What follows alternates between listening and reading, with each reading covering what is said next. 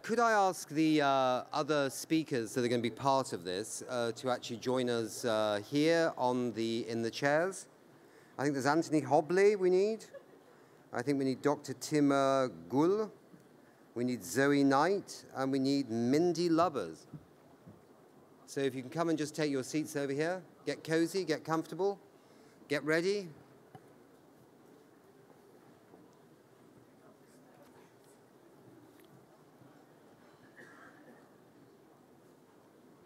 Wherever you'd like to sit, there's a lot of choice. Probably huddle together in the middle for bodily warmth.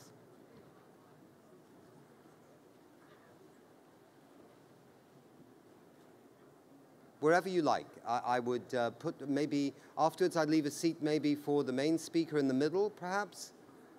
And then,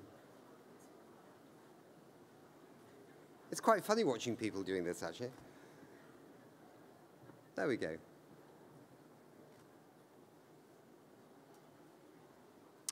Super. All right. Well, my name is Nick Nuttall. I'm the head of communications of the UN Framework Convention on Climate Change. And I'm also the spokesperson for Christiana Figueres, who runs the UN Framework on Climate Change. We're here for a very special event.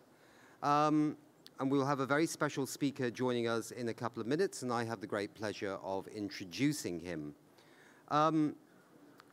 We know that if we are going to solve climate change, that a lot of the fossil fuels that we have are going to have to stay in the ground or under the sea. And we know that from the science. And we know that a lot of analysis has come to give us an insight into quite how much of that fossil fuel needs to stay where it is. And that analysis has been done by organizations like Carbon Tracker, so we're really pleased to have them here today. We know that the world is changing because we know that even with the oil price down at sometimes under $50 a barrel now, it's not the renewable energy sector that's suffering. The renewable energy sector is continuing to invest as it has done before. It's actually many of the oil majors that are having a rough time. We saw Shell recently pull out of the Arctic after not striking anything of any significance and spending billions of dollars. We've seen the United States saying they'll issue no new leases in the Arctic, and we've seen the Norwegian government do the same. The world is changing. And one of the reasons the world is changing is because we've had some very influential people who over many years have actually spoken out on this topic and tried to bring the reality of climate change home to literally millions of people. One of those people is Al Gore. You know him as the former Vice President of the United States, or you know him as the Climate Reality Project, or you know him as the Inconvenient Truth, or if you're one of the groupies that comes to all these climate COPs, you'll know him because he stalks the corridors of power as a very tall individual who has a presence which is unmissable.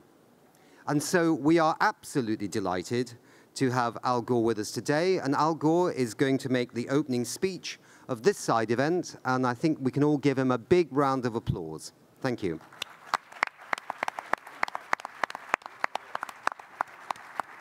Thank you very much. Thank you very much, ladies and gentlemen. And Nick, thank you for an over-the-top introduction. I appreciate it. And my respect and regards to these distinguished panelists. And ladies and gentlemen, I look forward to hearing the pearls of wisdom that are about to be laid before us here. And I'm honored to have the opportunity to kick off this session. I'm only going to speak for about 10 minutes and then turn it over to the panel.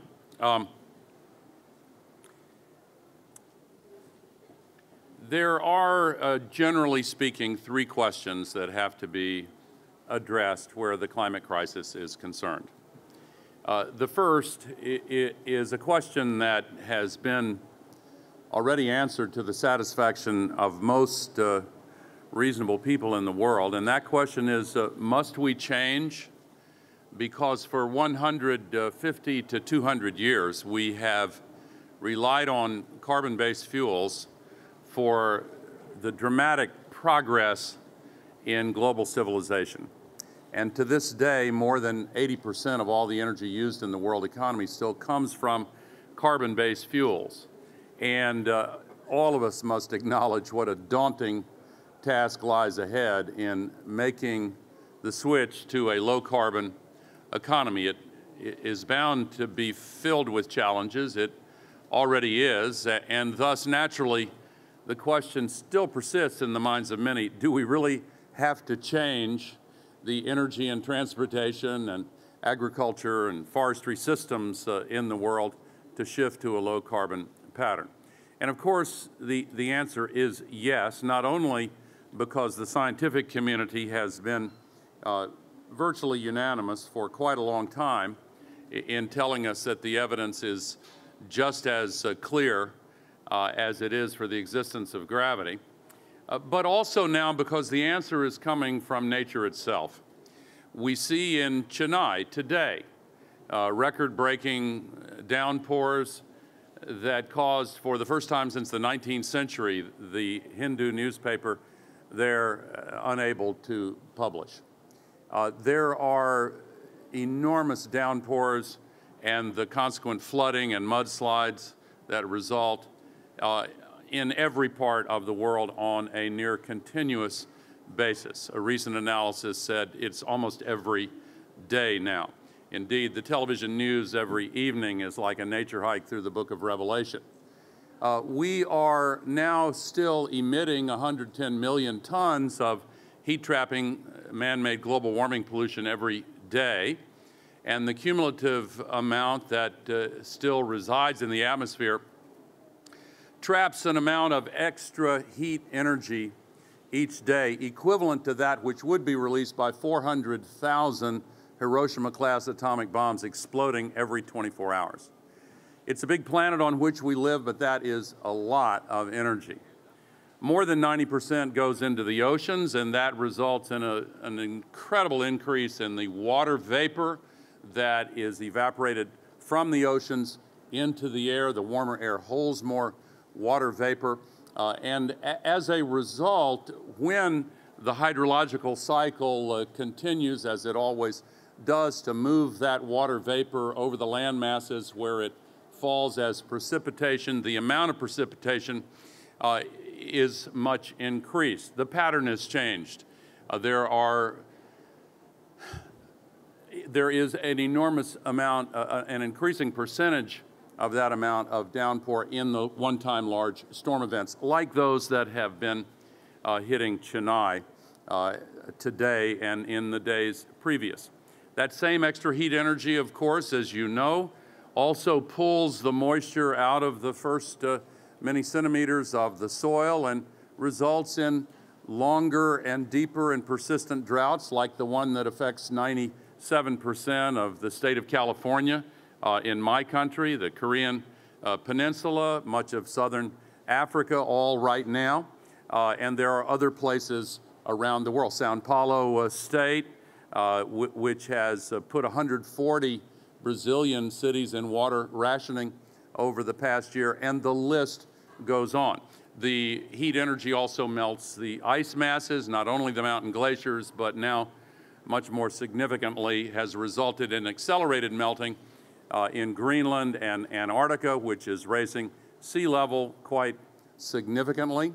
I was in South Florida not long ago during the days of the supermoon, which resulted in one of the highest of the high tides, and there were fish from the ocean swimming in some of the streets of some of the cities in South Florida. It now happens very frequently with very high tides. And of course, the projections are for so much worse. And we have heard here in Paris, as we have heard at many of these conferences over the years from the highly vulnerable island nations and from nations like Bangladesh, where many millions live in vulnerable delta regions.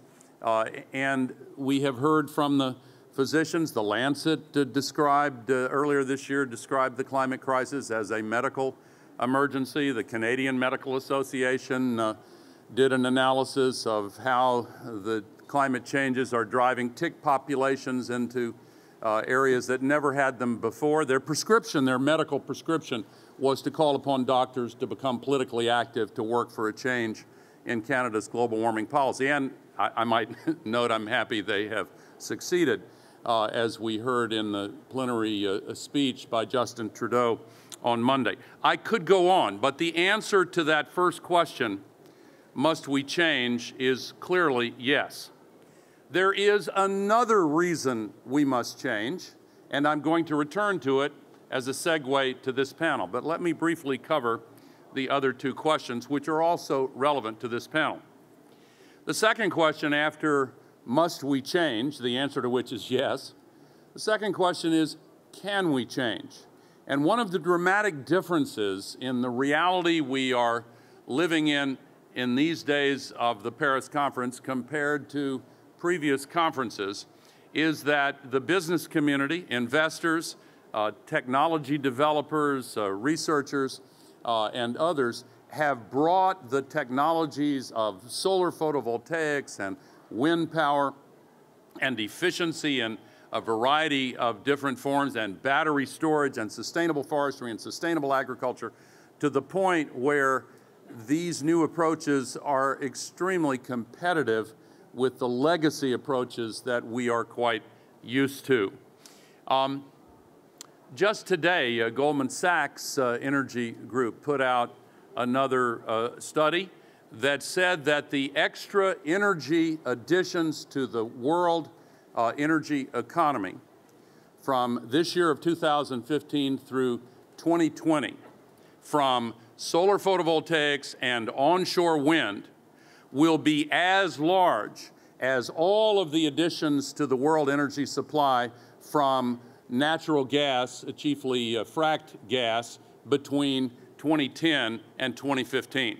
And those of you who pay attention to the energy markets and the energy economy know what an incredibly powerful development for energy markets was caused by that sudden addition of fractured gas. So we are seeing a tremendous advance in our ability to shift to renewable energy. We saw the best predictions available for advances in wind energy back in the year 2000, predicting that by 2010, the world would add 30 gigawatts of wind. We exceeded that projection by 12 times over. 2 years later, in 2002, the best available predictions were that the world would add 1 gigawatt of solar electricity per year by 2010. That goal was exceeded by 17 times over. Last year, it was exceeded 48 times over. This year, it will be exceeded more than 62 times over. That's an exponential curve. And it's not only the exponential cost-down curve associated with renewable energy, which is having such a powerful impact, such an impact that was unexpected for so many. It is also the nature of this resource. It has zero marginal cost. The next kilowatt hour is free once your solar and wind is in place. That's what led TXU, one of the investor-owned electric utilities in the state of Texas, to just introduce its new rate plan for its customers in Texas, which affects the rates in the high peak use periods, but tells their customers from 9 p.m. at night until 6 a.m. the next morning, use all the electricity you want for free. For free. South Australia has had electricity for free. Several other regions of the world have already begun to adapt to the new realities of zero marginal cost. This also creates a vicious cycle for carbon-based electricity generation because the uptime each day for those facilities declines dramatically, because when you have a choice between paid and free, the choice is usually free. And so the renewables have a preference. So we are now seeing the explosive growth of rooftop solar, utility scale solar, onshore wind, and now offshore wind. And don't underestimate the significance of the Internet of Things and the digital economy and the new digital tools in empowering the utilization of efficiency improvements in everything that we do, so that demand destruction is much larger than many of these same analysts have predicted over the years. So One final point on that second question, can we change? There is a significant difference in markets when you have an incumbent product or service, or in this case, energy supply, challenged by a new opportunity. There is a difference when the new opportunity is more expensive than the incumbent compared to when it is cheaper than the incumbent. The difference between 0 degrees and 1 degree in the weather is a difference of more than 1 degree. It's a difference between ice and water. And the difference in markets between more expensive than and cheaper than is similarly a non-trivial difference, because the explosive growth in demand, once that threshold of cheaper than is crossed, it is quite remarkable. And we're seeing that threshold cross now in region after region all over the world. In my country, again, there have been 2 recent examples of states that ran a transparent, open competition for the provision of new electricity generation, which in both cases turned out to be a competition between gas-fired generation and solar photovoltaic generation.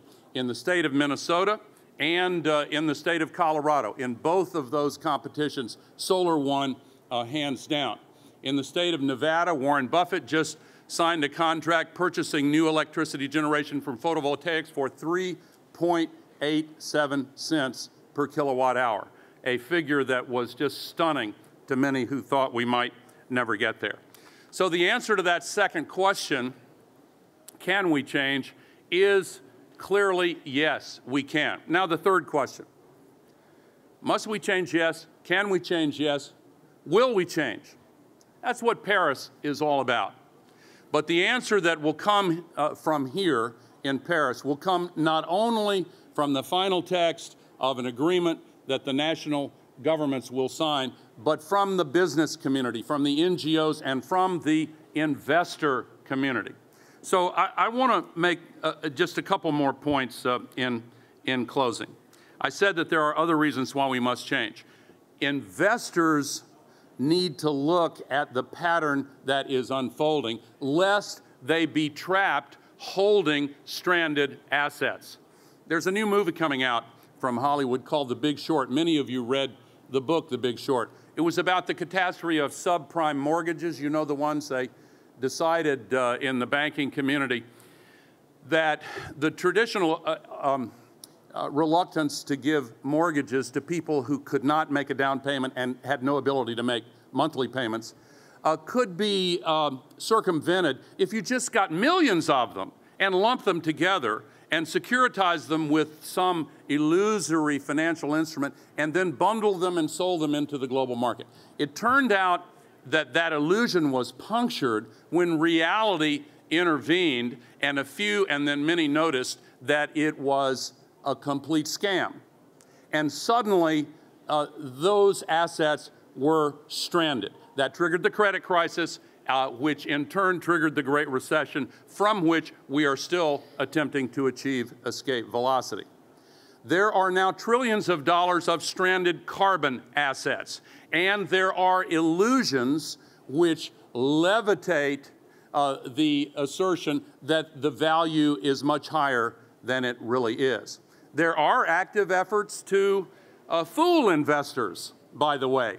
The Attorney General of the state of New York just announced a criminal investigation of ExxonMobil, who is alleged by the Attorney General to have misled investors into believing that the climate crisis is not real by paying pseudoscientists and others to put out false information to try to create the illusion that nobody needs to worry about the climate crisis.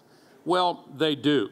And investors who can escape being misled, who can escape falling into these illusions, should, and many now do understand, that there are multiple pathways to stranding.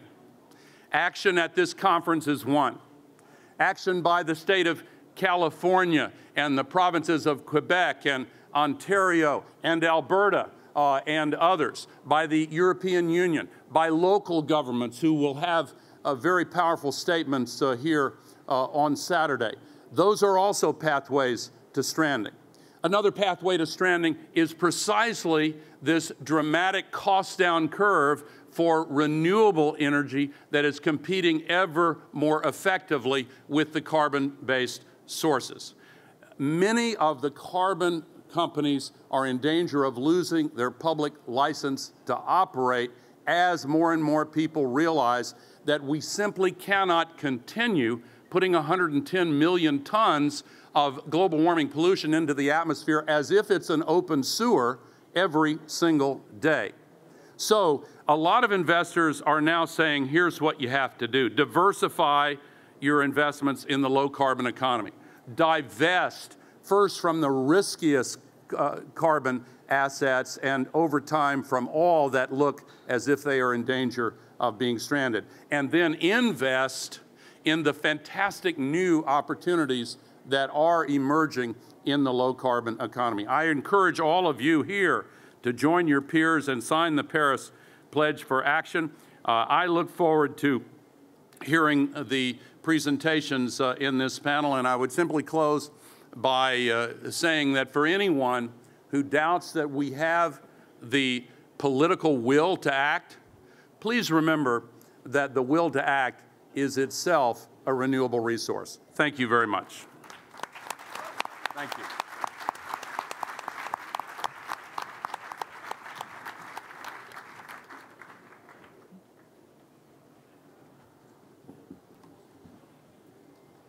Thank you, Vice President Gore. We take on board your comments on the physical implications, the social implications, the technology advances, but also that the investment community needs to respond. And so the first panel today will talk about the future of fossil fuels as part of the energy mix in the face of the energy transition and those technology advances, the implications for company capital expenditure plans, but also what this means for investors and how they manage that carbon asset risk in their portfolios.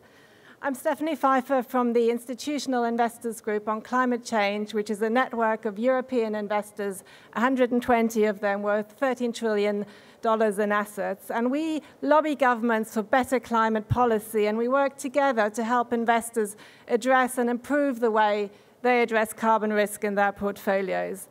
I'm joined today by a great panel. Anthony Hobley is the CEO of the Carbon Tracker Initiative. It's the NGO that put the concept of the carbon bubble on the map. I'm joined by Dr. Timur Gould, Senior Energy Analyst at the IEA. Zoe Knight is Global Head of HSBC's Climate Change Center of Excellence. And Mindy Luber is the President of Ceres and the Director of the Investor Network on Climate Risk, which is the IIGCC's counterpart in North America. We're going to start with a presentation from Anthony Hobley. You've just published a report named How Fossil Fuel Firms Risk Destroying Investor Returns. Anthony, tell us more about that, please. Stephanie, thank you. I'm a bit nervous when you follow someone as charismatic and as powerful as Vice President Al Gore. It's a little bit daunting, so please bear with me. Stephanie, thank you for the introduction. And I have to say, Carbon Tracker could not have achieved what it's achieved without the support of your organization, the various investor networks, IIGCC, Ceres, PRI, and others who have been fantastic partners in getting the message out there, and others that I haven't even mentioned. If we go to the first slide, please. But just Carbon Tracker, yes, we're an NGO, but I think the interesting thing about Carbon Tracker is we're all former financial market professionals. And one of the biggest parts of Carbon Tracker is a team of 7 former investment bank analysts. Our mission is to align financial market or capital market risk with climate risk, and we use financial analysis and regulatory analysis to do that. And I think in many ways, the key thing that Carbon Tracker managed to do was to translate a key issue, a key aspect of the climate science, the carbon budget, into the language of its audience, the financial markets, in a way that told them they have an investment risk, an issue now. And they really do. And I think this report begins to really drill into the granularity, the detail of where that risk may lie. There's a lot of talk here, and we heard from Vice President Gore about the massive scale up of green, clean climate finance. And the growth at the moment is almost unbelievable, but it is happening. But we're still at a stage where the size of that market is dwarfed by the status quo, by investments and the amount of money tied up in the incumbency, the fossil fuel industry. And in many ways, where the markets have yet to catch up with the reality that Vice President Gore laid out, that there's a perfect storm of risks now faced by fossil fuel investments. But the vast majority of the financial markets haven't caught up. Did any of you grow up with the cartoon character Roadrunner? I did. And it reminds me of when the Roadrunner, he's so intent on where he's going, he's running so fast, and he runs off the edge of the cliff, and he keeps running for a while before he realizes his world has changed. He's run out of road, and then he falls rather dramatically. This is what we want to avoid, and this is, I think, a key aspect of our work. If we go to the next slide, please. But sorry, just apologies, go back to that slide. One of the things that Carbon Tracker's analysis has demonstrated is there is a fossil fuel risk premium because of this perfect storm of factors that Vice President Gore laid out, and I couldn't lay it out better. This fossil fuel risk premium is not being priced into many projects. It means that fossil fuels are still benefiting from lower cost of capital than they should. So the playing field is still tilted against clean finance, green finance. Just imagine if we can get the financial markets to properly price that risk in, we level that playing field at a stroke. And all of the other work we're doing on green bonds, on climate finance, will have so much more impact if we achieve that leveling of the playing field. I think this is critical. The next slide, please. Now, we've talked about the carbon bubble. We've talked about the carbon, the coal, the oil, the gas reserves and resources that we cannot burn.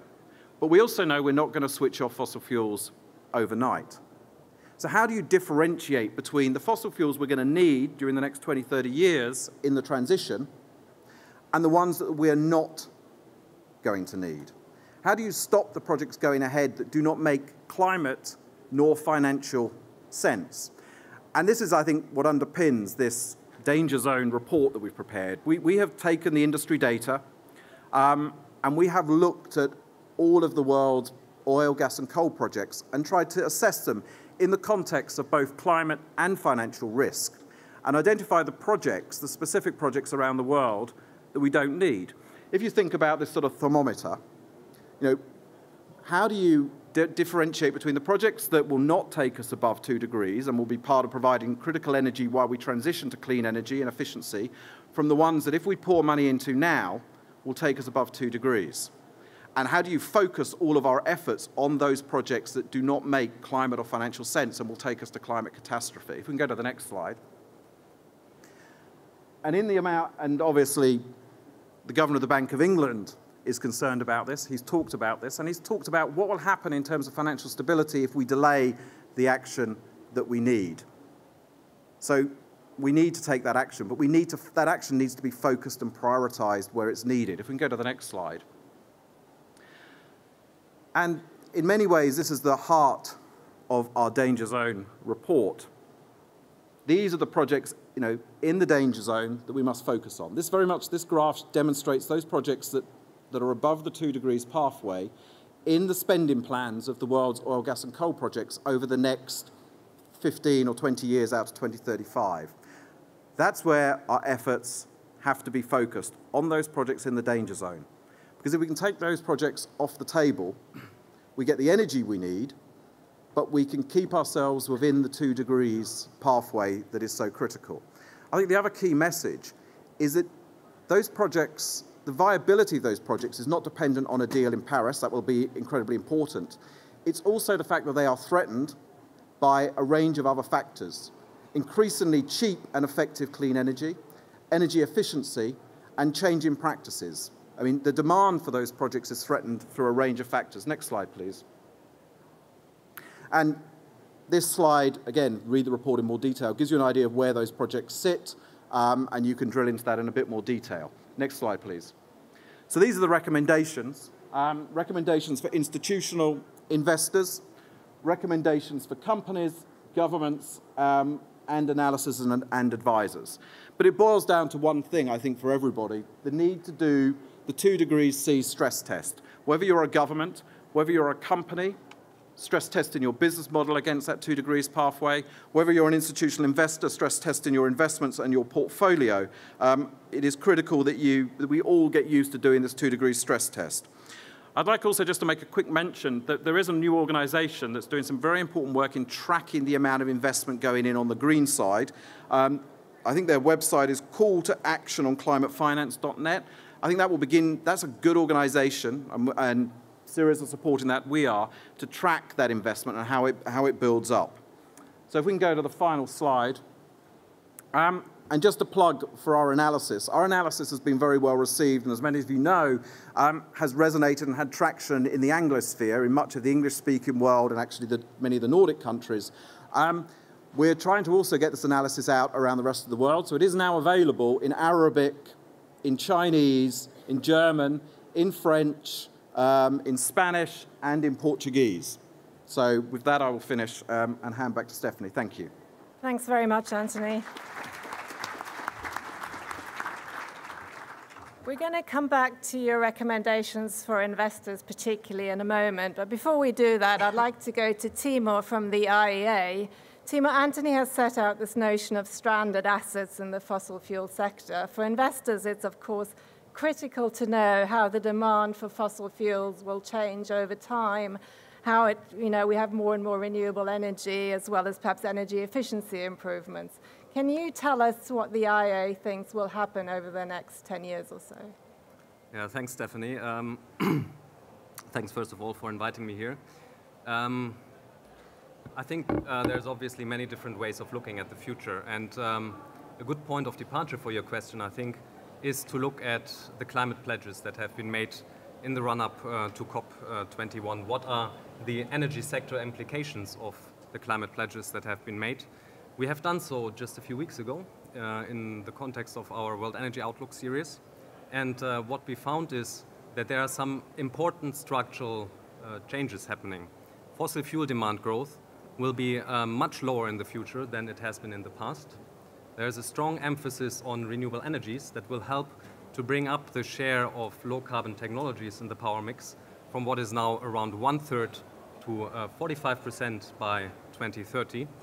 And the share of fossil fuels that has been stubbornly at 80% over the last couple of decades will decrease to 75% by the year 2030.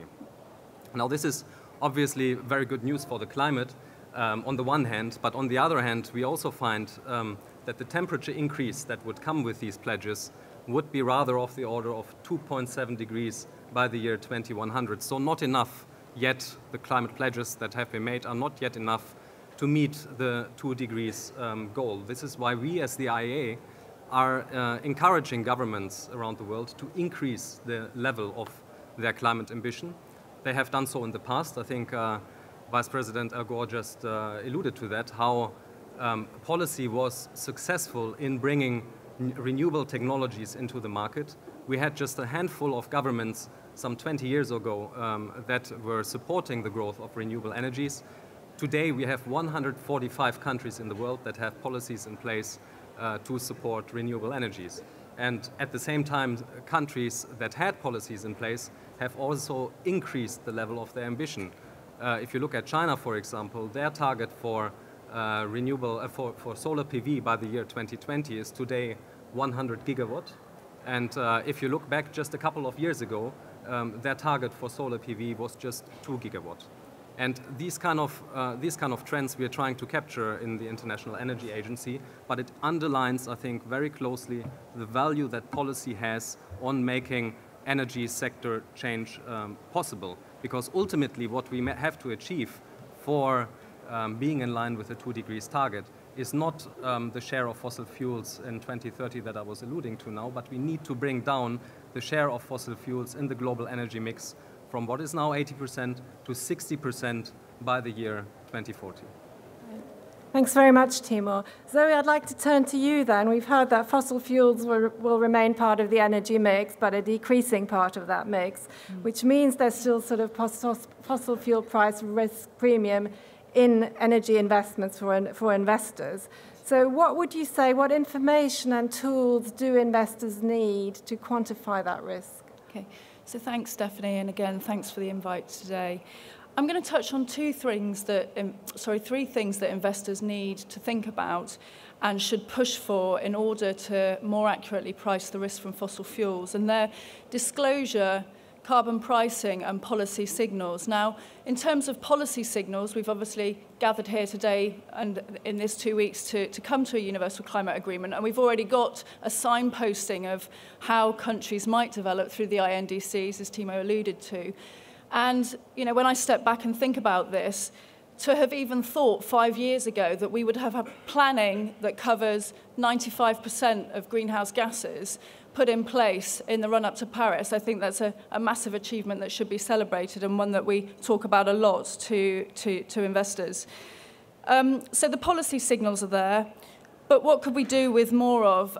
We could certainly do with more on disclosure. Now, the work that Carbon Tracker does is obviously brought a lot of information to the fore that investors have never looked at before, but we need more. We need to determine the location of oil and coal reserves all over the world. We need to look at the carbon intensity of extraction of the assets, the carbon intensity of what those assets will be used for, whether there are substitutes in the fossil fuel mix. So, for instance, we've done some work looking at how coal could potentially be used within a 2-degree framework and how that might play out. Disclosure enables policy to be implemented more accurately. So when policymakers know exactly where the risks lie in terms of location and use, they can use that as a potential pricing mechanism. They can implement taxes or they can implement trading schemes. And that's the last point that I want to make now. We do need to have a better representation of carbon pricing.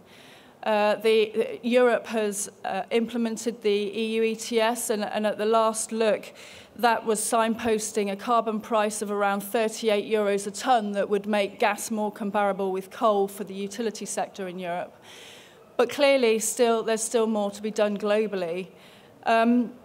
So essentially, we've got the footsteps, I suppose, and the signposts of how investors can price fossil fuel risks, but we're not moving at a speed that's consistent with delivering the low-carbon transition that we're all aiming for.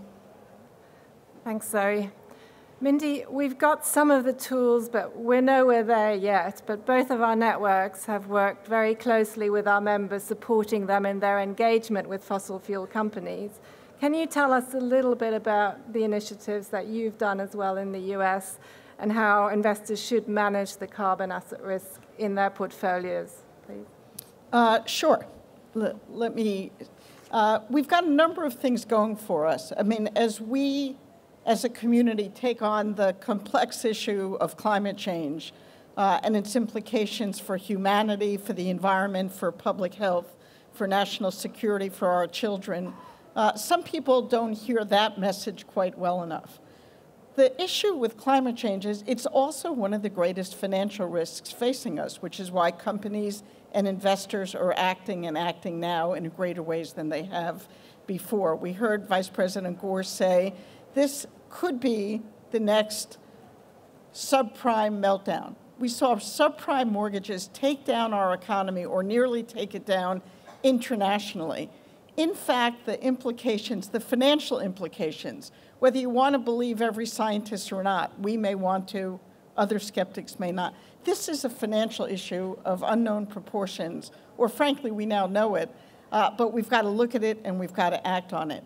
Right now, the fossil fuel industry somehow thinks, in most cases, they could keep going on the track they're going. Well, oil is no longer $100 a gallon. It is a very high-priced industry. They can succeed and be a good bet for the financial community if, in fact, the price of oil goes down to 60, as Barclays says, or at 50 or 40, as we're seeing, and survive as a profitable industry, number one. They just can't. They also can't survive if demand keeps going down. Demand is changing. It's changing for a number of reasons. We heard a couple of comments. Number one, it's changing because renewables are competitive. As the Vice President said, this is the first year in history we've seen more money invested in renewables than in fossil fuels. And that's only going to grow. That we're going to go from where we always saw more money invested in fossil fuels and less in renewables. That is switching. It has switched this year, and we're going to see things go in the opposite direction. The demand for fossil fuels is going down, whether it is renewable energy, whether it's the electrification of the transportation industry. Barclays study, where they talked about the price of oil at $60, they basically said, where we're going as an industry, we're not going to need oil. I mean, that from a leading financial prognosticator, not necessarily from a policy person here. The other reason demand's going down, well beyond just the obvious of the transportation industry becoming far more electrified, of renewable energy, is the big data world. We are seeing changes, whether it's in how railroads are run, how aviation is run, how technology is used, that is changing the dynamic overnight. The aviation industry is already predicting 10 to 20% less use of fossil fuels. Big data, having train systems run differently, will show we need 10 to 15 to 20% less fossil fuels. So the bottom line is we have an industry that can function at $50 a barrel or at a lower demand, and that is changing the mix in the eyes of investors. Again, not because it's the right thing, the moral thing, the compelling thing, but because it is a financial risk that no longer makes sense. And what we're seeing the investors do, so many of our investor community in the United States and around the world, working with our partners, are the following. One is calling for better disclosure. In the United States, we've got the Securities and Exchange Commission that's mandated the disclosure of climate risk. It's not being implemented perfectly, but we met with the commissioners last week. There's more focus, particularly because of the size of the stranded assets. It is hard to deny that that is not a material risk that every fossil fuel company that files an SEC filing ought not to be showing. They need to show that risk, as every other company, even in other sectors, need to show. So better disclosure, both voluntary and mandatory, is crucial as we go forward. But investors are also doing a number of things. Some are beginning to divest from coal in particular. We're seeing that across the country, in the United States and around the world, number one.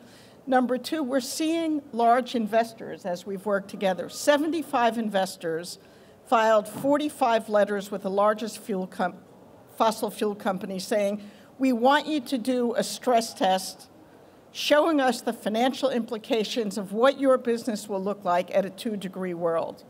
It can be done. BHP Billiton did it, and other companies are starting to say they will. Shell and BP committed to doing it. We'll see what their stress test looks like. But those other 40 companies that the investors have sent letters to are part of negotiations, a part of shareholder resolutions, and will be in play this year. And the final thing we're seeing investors do, beyond decreasing their investments in fossil fuels and pushing fossil fuel companies to change or at least to analyze their risk, we're seeing the large investors putting more money into the renewable sector. These things are making a change. The final point that I'll say before I close, and what makes this Paris set of discussions different than any before, is that the financial leadership and corporate leadership are here in strength, saying we need to act on climate, we need a price on carbon, and we need to move sooner rather than later. That wasn't the case at Copenhagen. It wasn't the case at COPs before that. The message has changed. The messengers have changed. The arguments are stronger. They're more compelling. And I think with the strength of the financial and corporate community coming together with the policy community, the NGO community, the city and state community, we've got a great shot at moving forward, and I think we're going to see it this week. Thank you. Great. Thanks very much, Mindy. So we've got a few minutes left for questions from the audience. Please raise your hand and say who you are and your affiliation, and I'll take 3 at a time. See, 2 over there and 1 over there. There are roving microphones.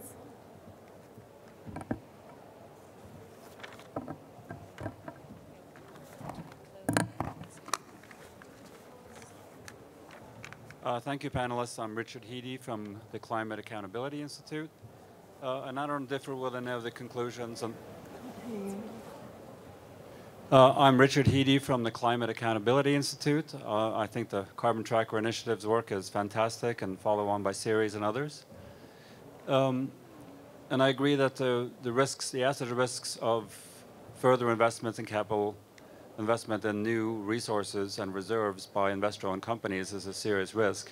But the risk to climate is chiefly somewhere else, namely in the state-owned oil and gas and coal companies, from Coal India to Saudi Aramco to National Nigerian Petroleum Company and others that have reserves equal to 210 gigatons of CO2 versus the investor-owned companies that Naomi Oreskes and I recently surveyed in Global Environmental Change, having total emissions equal to 44 gigatons of CO2.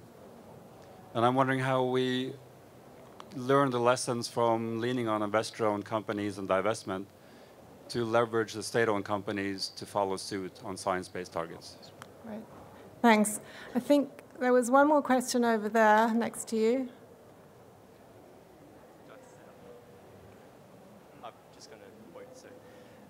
My name is Mark. I'm from Let's Meet, Let's Eat. Thank you for the great discussion, and some great presentations there. I very much support the work that Carbon Tracker are doing, and I myself was a campaigner for 350.org based on that data, and I very much support the divestment campaign around the world. However, I don't believe it goes far enough.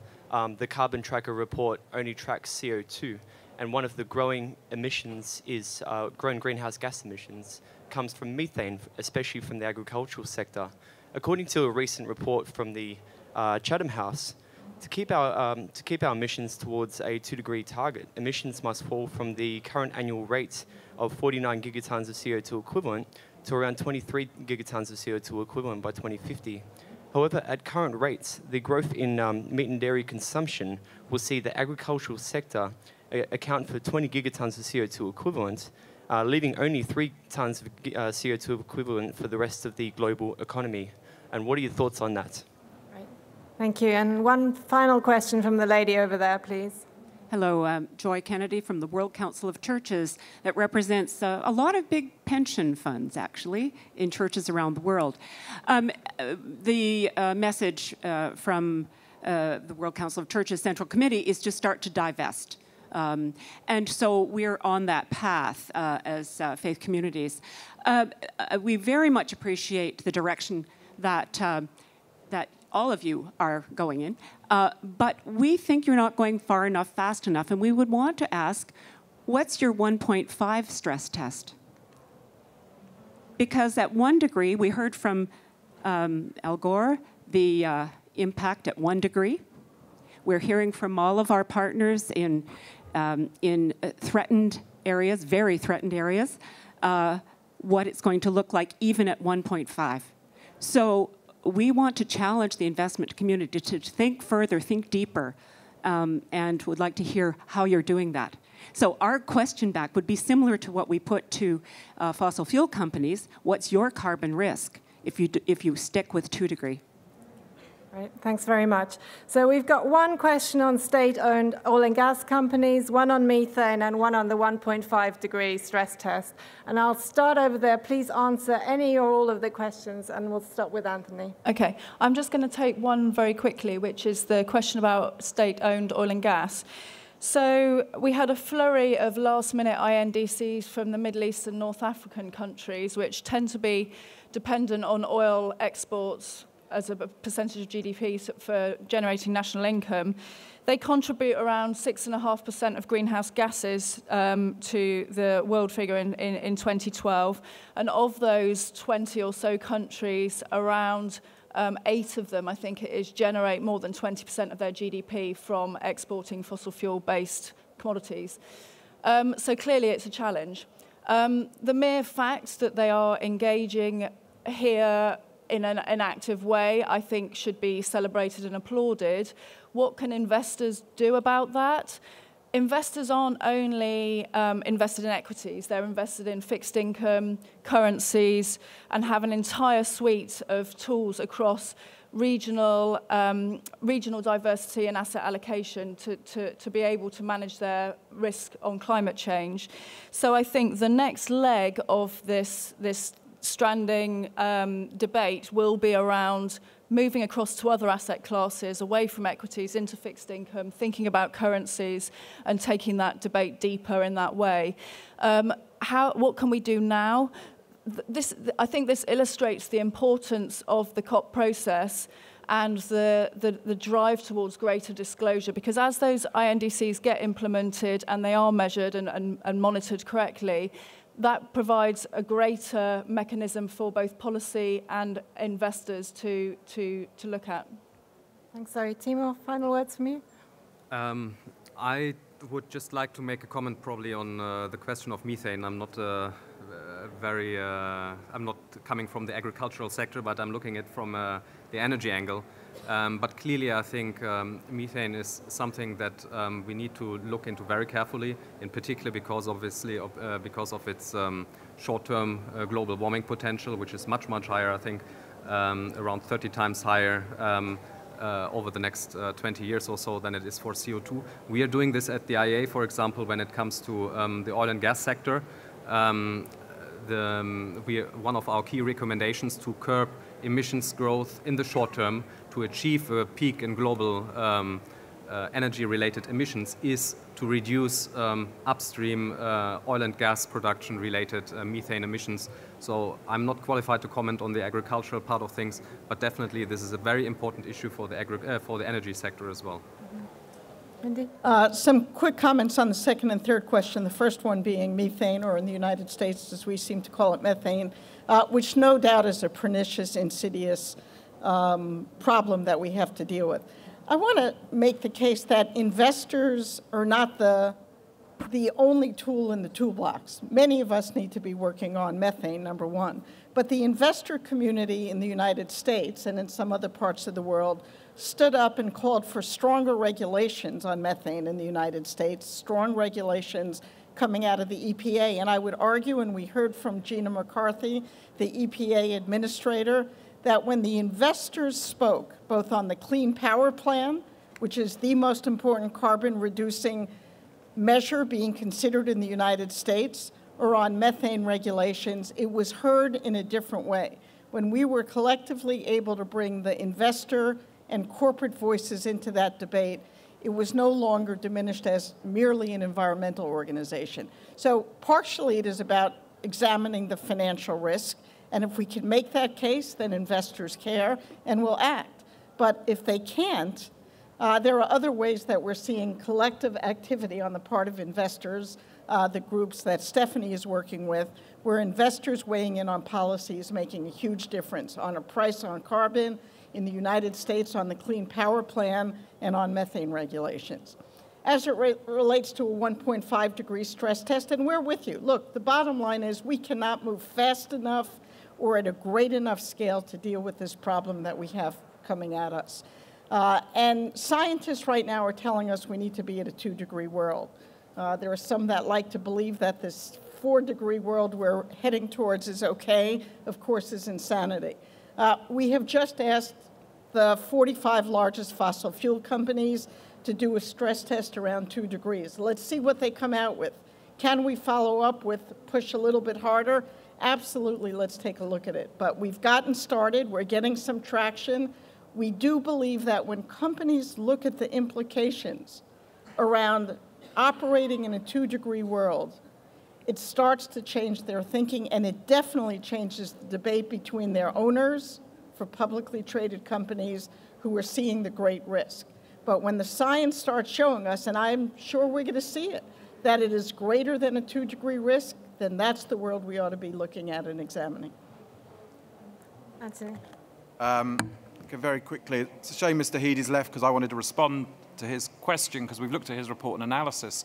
The biggest I think on coal, he's right. I mean, and that is the biggest climate risk, is coal.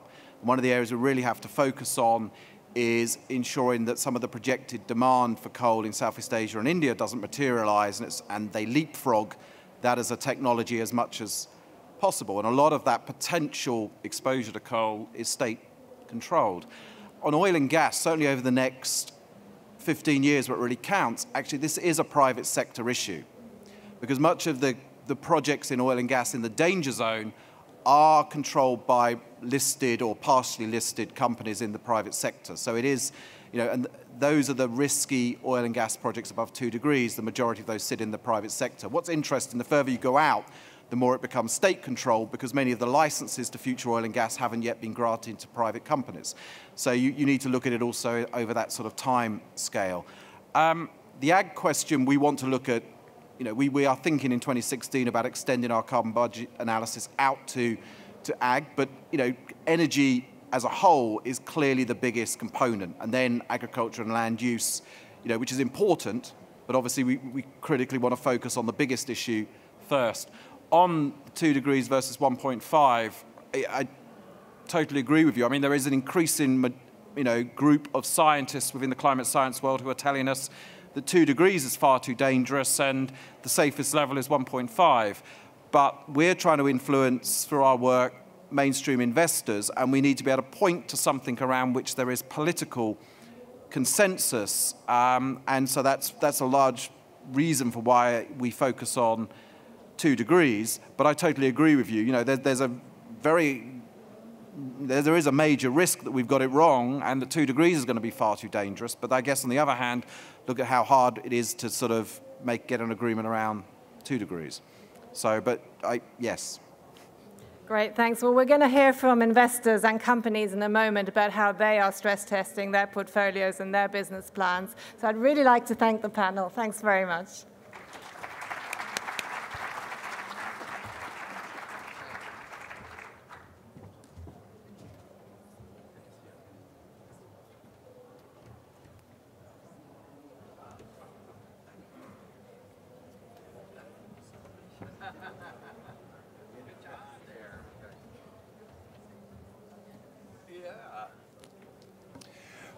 Right, good afternoon, everybody. My name is Richard Folland, and it's my pleasure to chair this second panel. If I can invite our panelists up, and I hope that people aren't thinking of leaving, as we do have 4 excellent panelists from the business and from the corporate world. I'll just make my introductions while our panelists join up here. Climate Markets and Investment Association, we represent financial institutions and service providers across the world who work in climate finance and in carbon markets. So we have a major interest in this subject of carbon asset risk.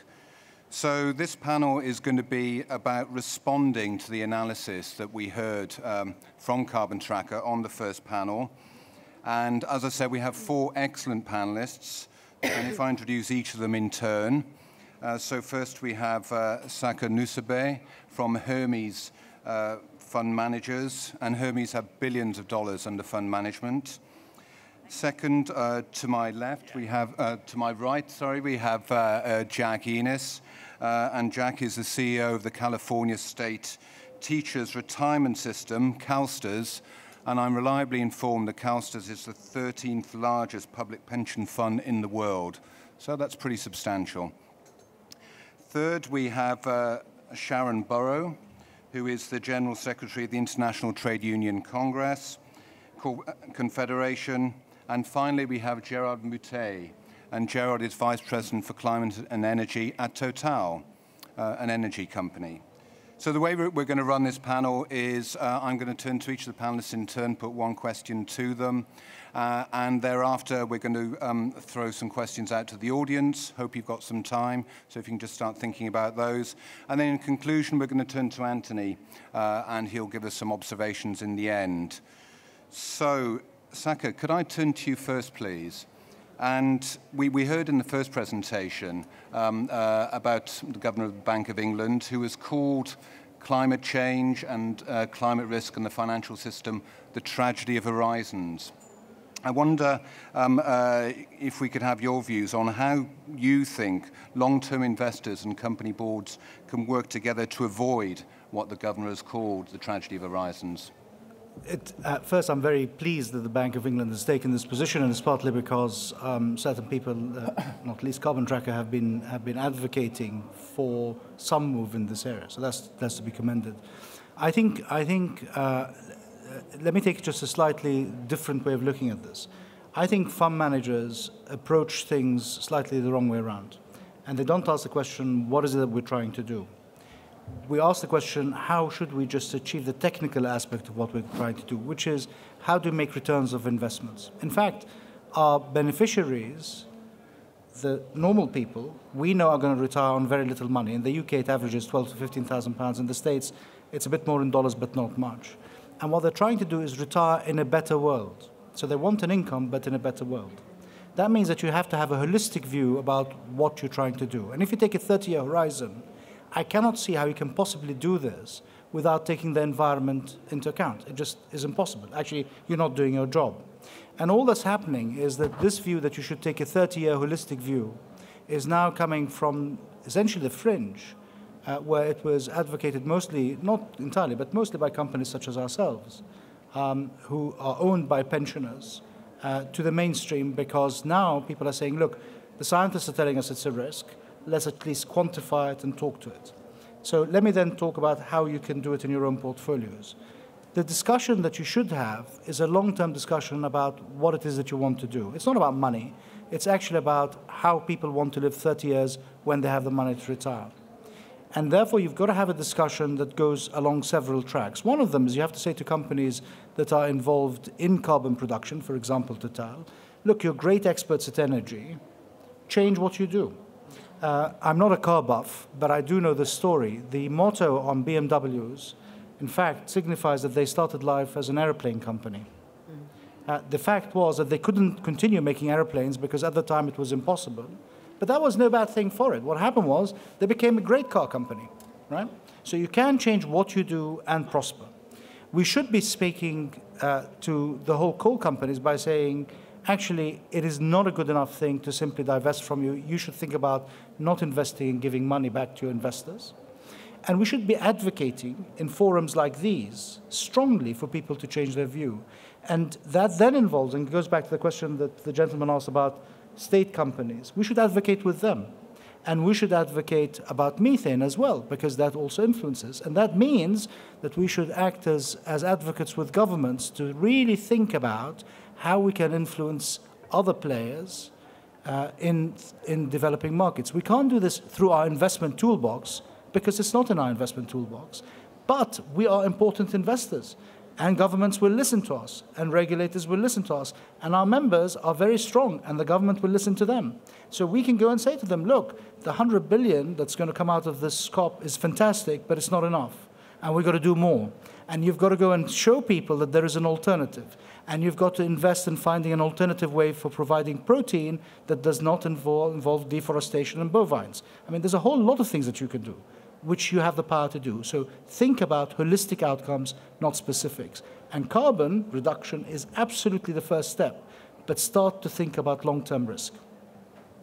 Saka, thanks very much indeed. Jack, can I turn to you now, please? And I'm going to put the same question to you, but from a CalSTRS perspective. Yeah, and I think, obviously everyone in this room has probably been frustrated over the lack of policy convergence over the years, and the reason where there is a COP21.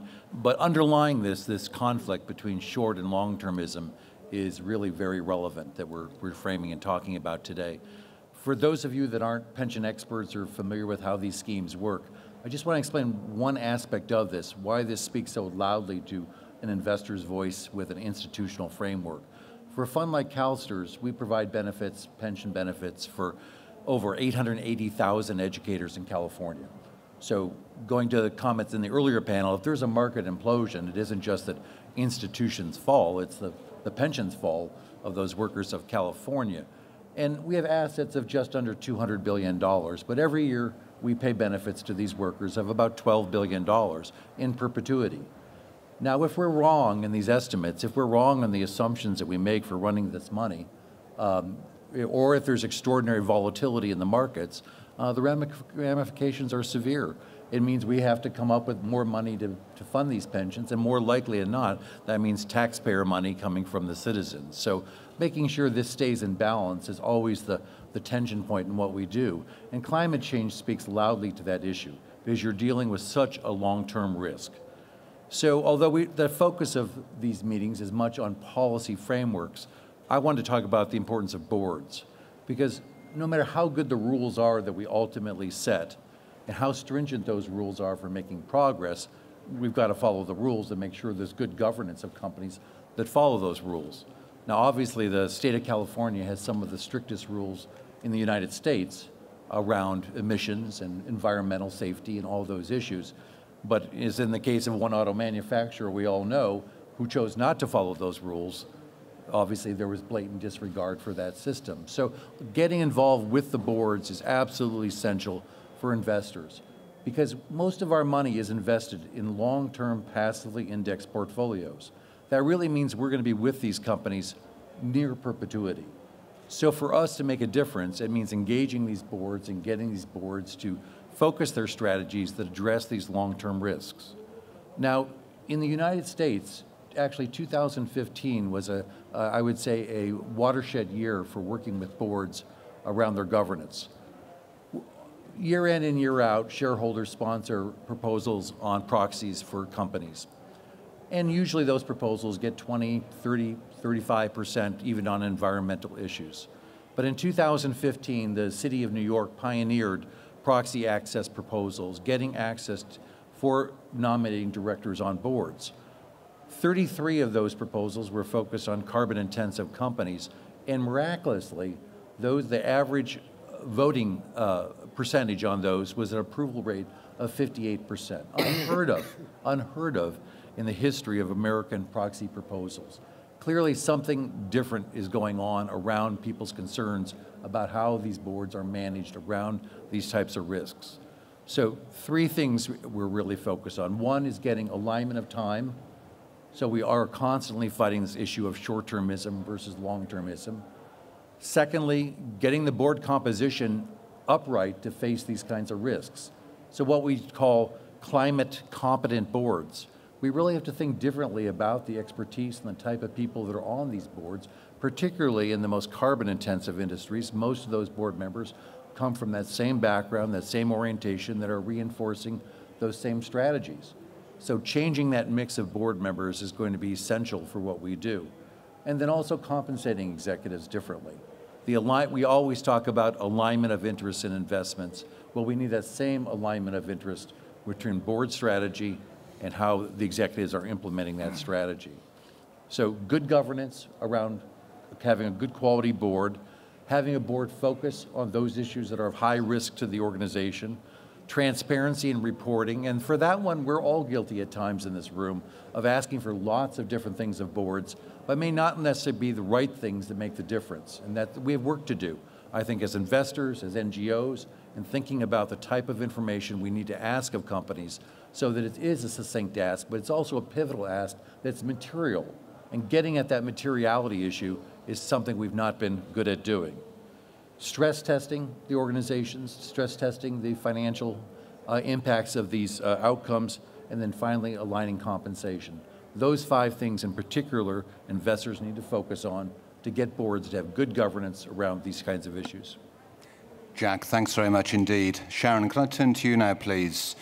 What do you think can be done to enable investors to take this view around climate risk and how they can take this into their decision making? Well, I want to start by building on something Saka said. He said the message to companies is change what you do. That's our message.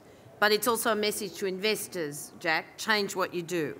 We'd endorse those 5 things you call for, absolutely. And climate competent boards, long-term engagement, these have all been debates that we've been trying to push out of the financial crisis, because short-termism versus long-termism is still absolutely in a critical kind of stalemate in terms of the way the finance industry operates. In fact, speculative investment, much of it workers' capital, is actually greater than it was percentage terms before the financial crisis.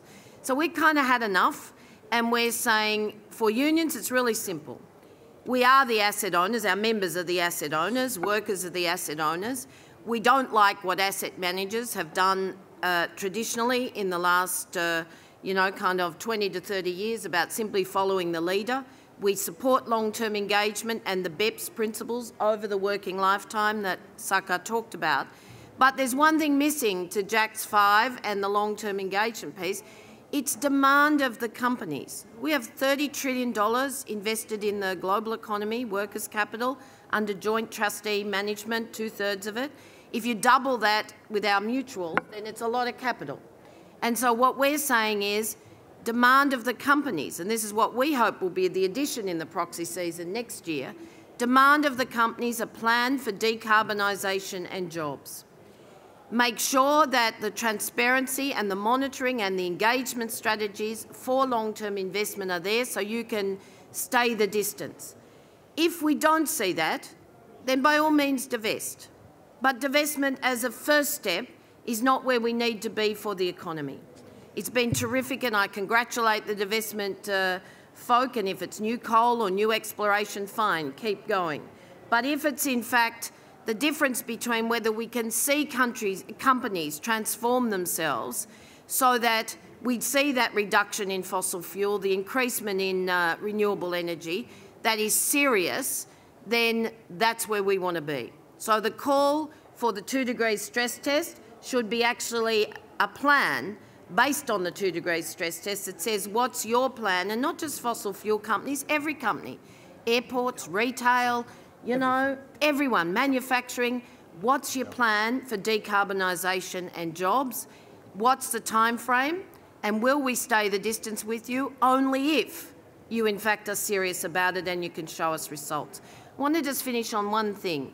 It's very worrying to me that, again, that short-termism is forcing good companies who are trying desperately to change, not the fossil fuel companies yet, but those energy companies, a few of them, dependent on fossil fuels, who are trying to actually move with 2020, 2030, 2050 targets. And their investors and boards are so frightened by this, they're making them put those assets in a fossil fuel or a bad bank, if you like, equivalent, and then you have the renewables division. To us, that's not the way we need to make the transition in either companies or economies. We need stability and we need to see that transition is genuine with transparent targets that people meet. So that's the power of workers' capital we want to unleash, and we're hoping investors will stand, I know some of them will, but stand side by side with us in next year's proxy investment round. Sharon, thanks very much. That was excellent. Gerard, I think Sharon has really sort of teed me up for my question to you, really. Sharon talked about stress testing. We heard about that as well from Anthony's presentation earlier. So representing Total, are you stress testing your energy company for the 2 degrees challenge? I would say it is indeed a key question, and it is clear that we will have to adapt to the evolutions that will come with the 2 degree world. And we have all know that science is very clear, and clearly we put our action in a future which is compatible with the 2 degree world. Obviously, at the same time, with giving the energy the world needs, especially in the developing country. So it's a key question. I think it's very important, and thank you for the invitation to come here, because it's a very important question to discuss between us openly. I would say first that the necessity to adapt is not a new thing. Tomorrow will not be like today, this is clear, and today is not like yesterday, this is clear. So the future is uncertain today as it has been uncertain yesterday. So it is normal to adapt. And in every adaptation, there is also a key for opportunities, which is important. So in this frame, for me the key word is lucidity, flexibility, reactivity, and adaptation. We have to see the reality as it is and to take the opportunity. I will not in 2 or 3 minutes give you how the future will look like, because I don't know. This is clear, and it will be very long. But we can say there is 2 or 3 main factors in which we consider. The first factor is that clearly renewable will grow fast. Solar, wind, biofuel, this will grow very fast. It's 1% of the mix now. It is supposed by the EIE to go to 6% in 2030 and maybe 10% in 2040. So strong growth of renewable. Oil and gas in the global mix will have a relative value that will decrease, this is clear, but it will be still an important part of the mix for the foreseeable future, let's say to 2030, 2040. If we look 2030, oil production which is nearly the same as today, and more gas production. The third point which is important is that we believe strongly that CO2, emission of CO2 will have a cost, and it must have a cost. So that's also a part of the future. I will stop there, but obviously there is many more things to consider, like technological breakthrough, behavioral change that can have major impact. So in this future and this frame, what do we do? How can we do? And to try to answer clearly to your complex question, I will put two levels of answer. The first level is to have a sound and realistic discipline. As a sound and realistic discipline, the first thing we do in our investment, we incorporate cost of CO2 emission. When we evaluate if a project is good or not compared to other projects, we put the price of CO2 in the emission. We know that in the planet there is very little place with price of emission, but we put them because we're sure that in the future there will be some cost to emission, and want to be sure that this investment will exist in this environment. And the second thing we do, we prepare ourselves also in the case the price of oil will stay low. So for that, what we do two things. We have a very strong action on our cost structure, and we are very strict and very selective in the investment we do. So I would say this is the first level of answer, which is sound and realistic discipline. There is another one which is wider, which is related to the offer we put on the market. On this, first we focalize on the fossil fuel, which is the less emissive, which is gas. As you know, gas is an atom of carbon with 4 atoms of hydrogen. When you burn gas, you have 1 atom of CO2 and 4 atoms of water. When you burn coal, you have only atom of CO2. So we increase our share of gas in our production, which is now 50%, and it was 1/3 about 10 years ago. And also in this gas, we have a part of it which is related to LNG, which allows to move the gas. So that's the first thing. The second thing, we believe, as I said, strongly in solar. So we are strong in solar. And we are, in fact, by our subsidiary SunPower, one of the biggest solar in the world. So our people say second solar in the world. I don't know if it's true, if it's second, third, or something like that, but one of the biggest solar in the world. To give you some clues, the solar in total is about 7,000 people. It's $2.5 billion in revenue. And about what we do, we recently are building a power plant in California, which is 700 megawatt, which is nearly a nuclear plant. So we believe in solar, something we do to adapt. And third thing, which is still wider, we advocate strongly to have a price on carbon emission. We really think that when we will have a sound price, realistic price, on the emission you put in the atmosphere, and that you put CO2 in the atmosphere will not be free anymore, you will drastically change the shape of the investment. And you will move the industry, and you will move much faster the world to a low emission carbon. So we take the engagement with other companies. Each time we meet powerful guy or woman to advocate for that. It is very important. It is one of our hopes that this conference will facilitate that. I don't know if it will come, but it is key to put a price on CO2 emission. This is absolutely important. In a short, this is what we do. Of course, it's not the end, and we understand we have to collectively further progress on this subject. But what is clear is that we think we have the will to progress. We already take action, as I've shown, and we put ourselves in this 2-degree future. This is the way I can answer your question, how we can stress test our business model. Gerard, thank you very much, and thank you for addressing that question. So we have question time. We have a few minutes. And we'd be very happy to take questions from the audience. We'll take them in groups of 3. Again, same form as previously. In other words, please say whom you are, who you represent, and also if you can keep it succinct, that would be great. So we have one over there. That's it. Over on the right. We'll sort of go from right to... Yep, over on the... Yanko, yeah, down there. No, over there. Yep. Oh. No. Oh, sorry. Thought you had a mic.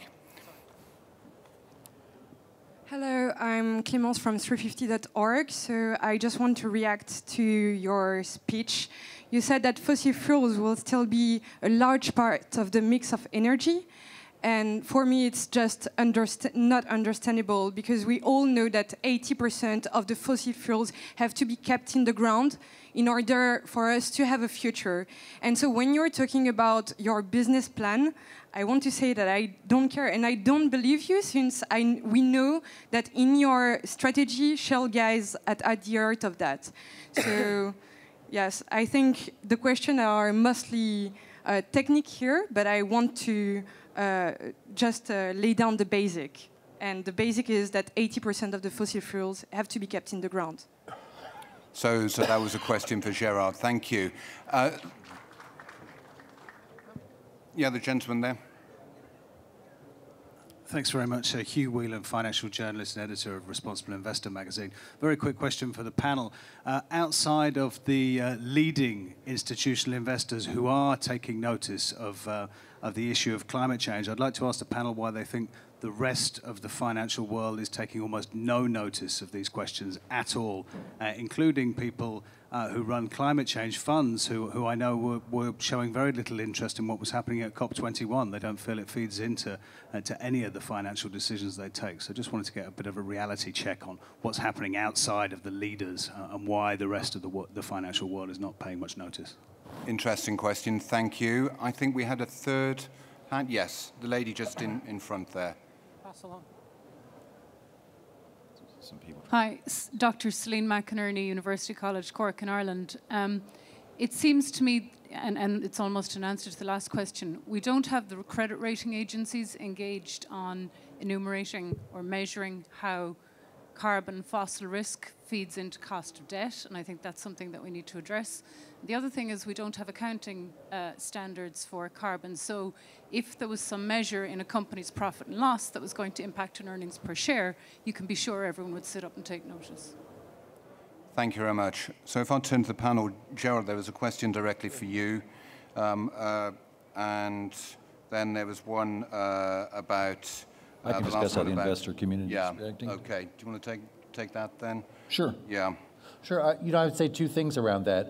First of all, it's actually on our website, but we do an annual report just around our own activity around sustainability and our relationship with investment managers. And we survey every year all of our active managers around their incorporation of climate risk into their analysis. And it's a mixed picture. I'm going to be real honest with you.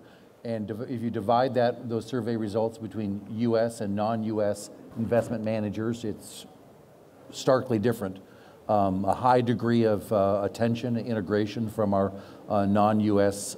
external investment managers, and a modest or a tepid response from our domestic investment managers. So there's much to do there. On the positive side, again, going back to the ask that I mentioned in my initial comments, what are we asking for of companies, and getting that information to be a succinct question. I do think in the U.S., the work of SASB is particularly relevant to this, in that they are defining material standards by industry that will be essentially fulfill legally disclosable information. And when you get to that type of pinpointed information, that's when you get the attention of general counsels, of board of directors, and how that information is placed in financial filings. But in the current state of affairs, with so much sustainable reporting all over the map with a variety of templates, that's not going to get, frankly, corporate boards engaged on this issue. But I do think it's positive where we're heading, and I think the convergence of that is within 3 years on that type of reporting, I would think. Saka. So, I mean, there are two ways you can do this. You can be really optimistic and say, yippee, you know what, COP21 is going to do some good things, and Governor Carney in the UK has been saying some great things, and we're going to get some kind of pricing, and it's all going to begin to be good. And that'll help. That'll help. But the fact is, I think the dichotomy is there because the investment business is built on a misunderstanding, and actually two misunderstandings. The first and crucial one is that ultimately we represent ordinary people. I mean, it's Sharon's point, right? who are the customers and people who live in the countries and who are the supply chains of all these companies that we invest in. And the decisions that we make via these investments and the decisions that the boards make, which we have to engage with, will shape the society that these people live in. And we do not ask ourselves enough the question of what kind of society are we shaping? Because it's not in the Financials 101 book. It's not my business, Gov. My business is just to invest and get a return, not to worry about what the outcome is going to be. So one of the reasons that others have not paid attention to it is they've just focused very simply on what is in the financial statements, and once carbon risk becomes part of the financial statement, they'll pay attention to it. My contention is, our contention at terms is, it's not enough. There's got to be a fundamental change and think about holistic outcomes for the whole of society and actually understand that there is no division between the financial system, the economy, and society. And that part of the questions we have to do is then ask the people who own the capital, ask you, what is it that you want us to do with your money? And I use an analogy in the UK, so allow me to stick to the UK example.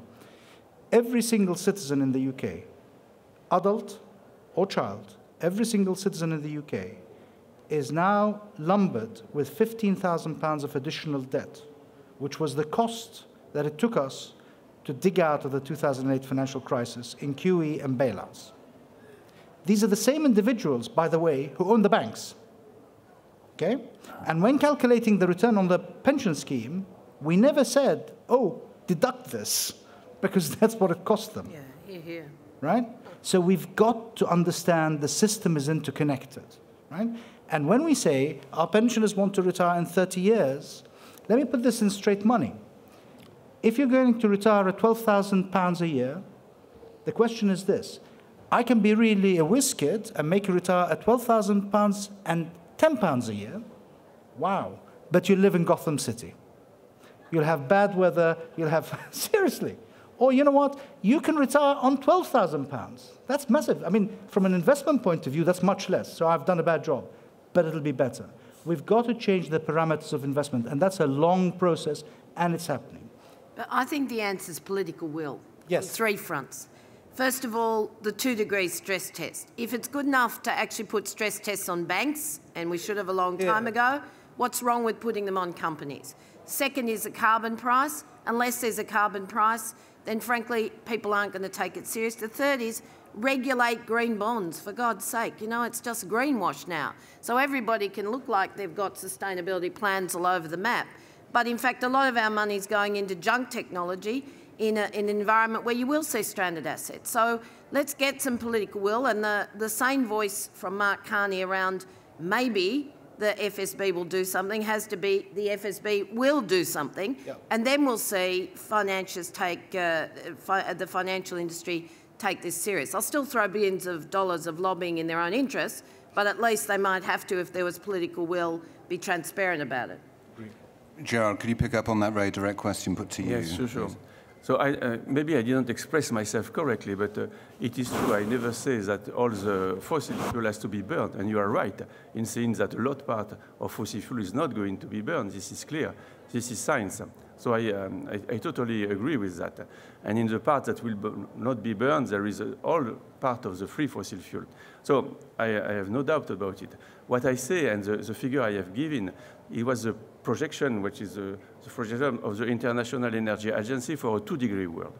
And in a 2-degree world, and I was thinking of 2030 and 40, the figure as the one I've been doing. That does not mean at all that the future will be that today, and that does not mean at all we will not have to adapt. We will have to adapt, we will have to change. And all the fossil fuel will not be burned. A big part of the fossil fuel that will not be burned, about 50%, is coal, obviously. Because in those projections, coal is going much, much down. And I re-insist on one point to make this transition in an efficient way and an orderly way is to give a price of emission. If you give a price of emission, then naturally coal will be less competitive than other sources. Naturally, solar will be much more competitive. So we have to put a cost to CO2, and this will drive this evolution. But this evolution will come, you are right. Thank you, Gerard. Now, I want to give Anthony some time to make some concluding observations, but do we have time for just one more round of questions? So I'm conscious. Yeah, 1, 2, let's take, and 3 there. 1, 2, 3, yep. Thank you. This is a question for Anthony. It's Lloyd Voss from Carbon Market Advisory. Could you speak up, please? Yeah, can you hear me? Yeah, thanks. That's better. It's Lloyd Voss from Carbon Market Advisory. Question for Anthony in regards to your work at Carbon Tracker. Earlier in the presentation, Vice President Gore talked about CDOs and the, I guess, the unknown risk around them and the kind of blindness that the market had prior to their downfall. In terms of stranded assets in a carbon bubble and your work at the Carbon Tracker, how much of your work is actually being picked up by the rating agencies, Standard & Poor's, such that it's informing investment decisions, looking at stranded assets, looking at asset write-downs, and looking at changing in debt-equity ratios that could have an effect on... Right, Anthony, hold that one there. Behind you there.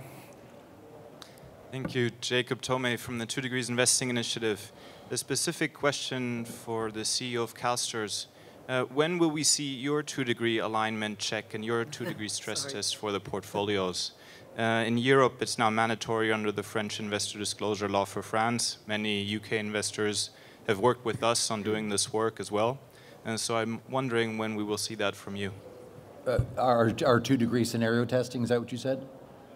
It's completed. We just haven't released it yet. We're just finishing it up.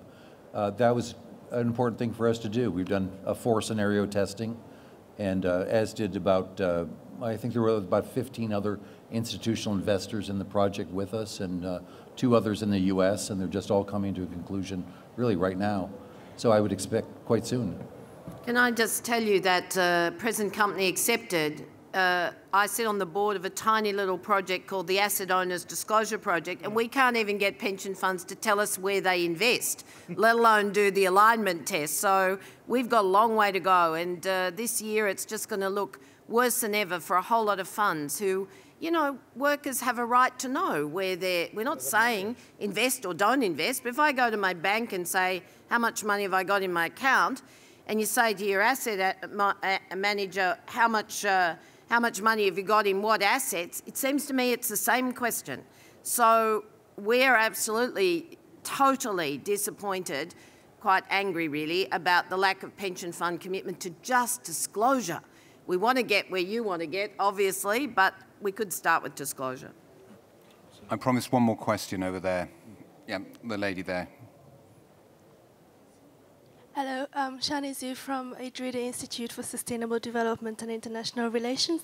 I have a brief question for Total regarding the internal stress testing. And so I wonder whether you use a carbon price, an internal carbon price, and if so, what is the benchmark that you use, and whether it's similar to the one that was recently included in the French law. Thank you. Thank you. So, Gerard, why don't you take that? Then I'll turn to Anthony for the other question and for his concluding remarks. Yes, a simple answer to your question. We took a price of carbon which is €25 per ton constant, which and starting now. This is what we do, and of course it's increased with time as every constant price. So this is what we take in all the part of the world, not only in price where we have a carbon price. Thank you.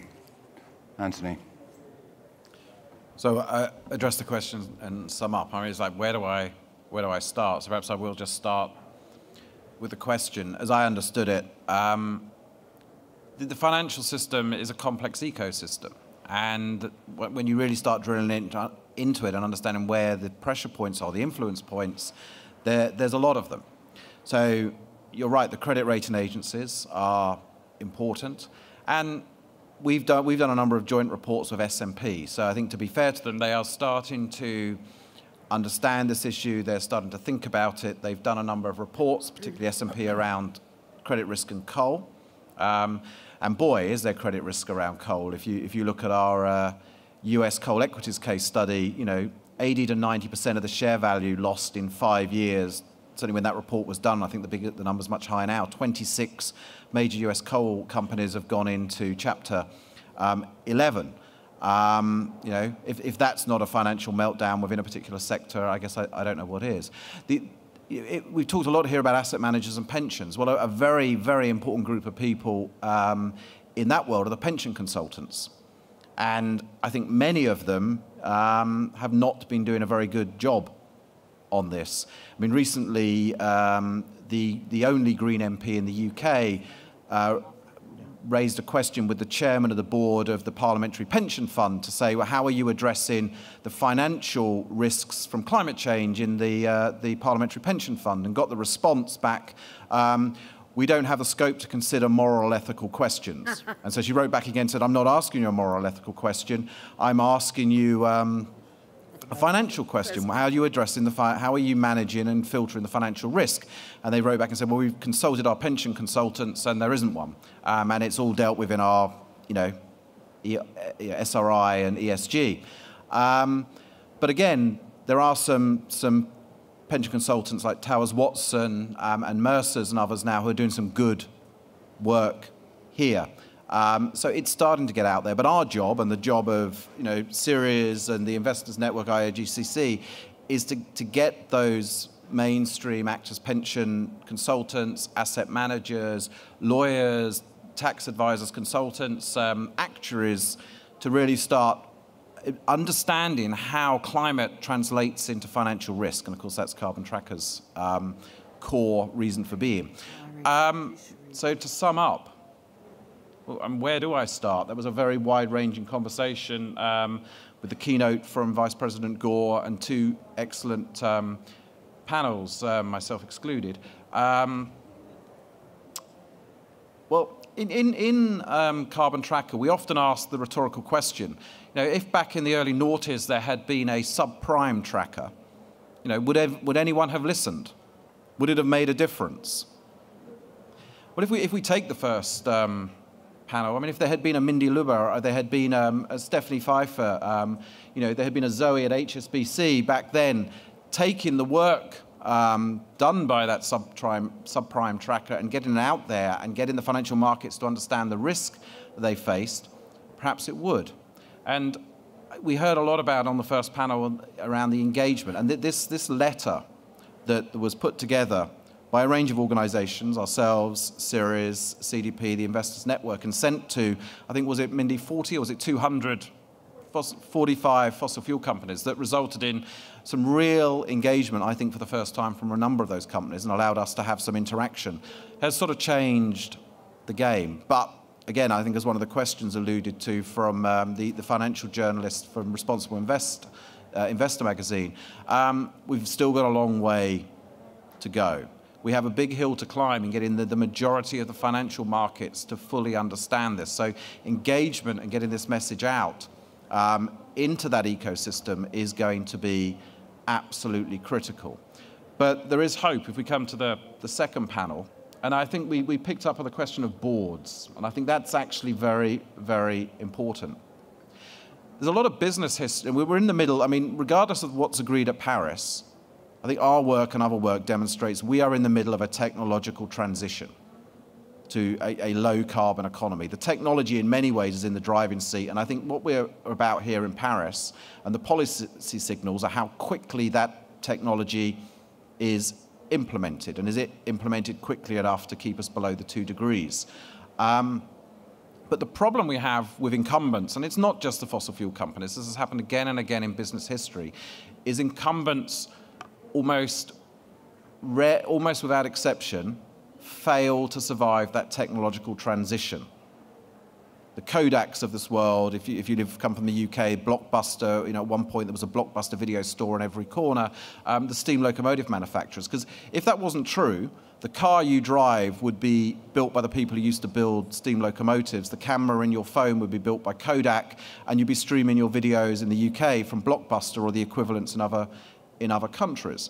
So why is that, and how can we make that different this time? Because I actually agree, if we don't get those companies to change, a lot of value is going to be destroyed. I think our analysis proves and shows how that may be the case. So how do you get those companies to transition? And I think one of the critical things is you've got to ensure on the boards there are people who are not part of that group think. Now, we heard about demand on the first panel. Well, the demand scenarios coming out of the oil and gas companies and even the coal companies is around growth. Some of the projections coming out of some of the oil and gas companies are talking about 20 to 30% growth in their product over the next 20 to 30 years out to 2050. Yet if you look at the INDCs, as they add up, 2.7 degrees, are still not enough. But that still envisages a 20 to 30% reduction in emissions. How do you square those two? Because they are inconsistent unless there is some dramatic change. And I think that's the critical issue. We are fast approaching a dissonance between the reduction in emissions and this technological transition driven by policy, or helped by policy, and this belief still within many of those companies that they're still going to grow and that their business model is increased demand year on year out to 2050. There's got to be a degree of groupthink going on. So how do investors, and I think one of the big differences here in Paris, and I'll finish on this point, is I think we finally understood that business is not just about the companies, it's also about the financial markets and the people who control and own, ultimately, those companies. And part of this event, and an event at the same time here tomorrow, is about how do you engage those financial markets to change those companies so they can be part of our future, a productive part of our future, and not part of the problem, and in being part of the problem, destroy a huge amount of value that's tied up in all of our pensions and all of our investments. And I think that's the key question we've started to explore. I don't think we've answered, because there isn't an answer, but that's the work that all of us, whether in the NGOs who've talked here or in the companies or the political representatives, I think are part of. And that's, I think, the question I leave all of us to go away and think about. And actually, just one final point. Divestment came up. Divestment is incredibly, incredibly important. I mean, this is the most powerful movement, I think, since the anti-apartheid movement and in many ways the civil rights movement in the United States. It has cut through like no other. So how do we build on that and get the mainstream in the financial markets to react, who are not, let's face it, who are not going to divest, the BlackRocks of this world? How do we use the rock, the very powerful rock that is divestment, and create a hard place that allows for engagement that actually changes these companies, gets them to be part of the solution rather than part of the problem? And I'll leave it with that question. Hear, hear. Anthony, thank you very much. So that concludes our side event. Thank you for your attention. Thank you for your questions. And could I ask you to put your hands together for what I think has been an excellent panel. Thank you.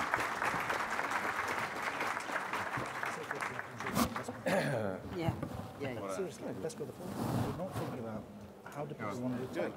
Yeah, thank you. Thank you for the invitation. You know, for addressing the question. That's great, Jack. I know, I love it. Yeah.